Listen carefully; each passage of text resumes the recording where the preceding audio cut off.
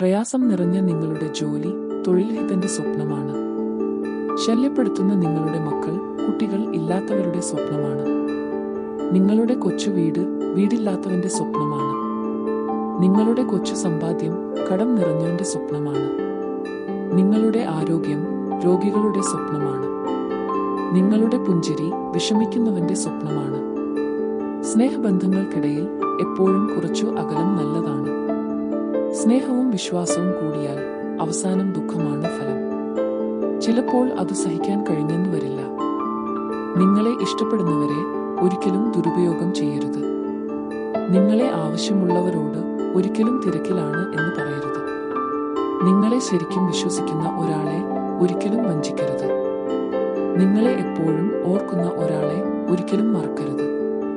അനുഭവങ്ങളാണ് നമ്മളെ നല്ല തീരുമാനങ്ങൾ എടുക്കാൻ പഠിപ്പിക്കുന്നത്. പക്ഷേ അനുഭവങ്ങൾ ഉണ്ടാകുന്നത് മോശം തീരുമാനങ്ങളിൽ നിന്നാണ്. അതാണ് ജീവിതം.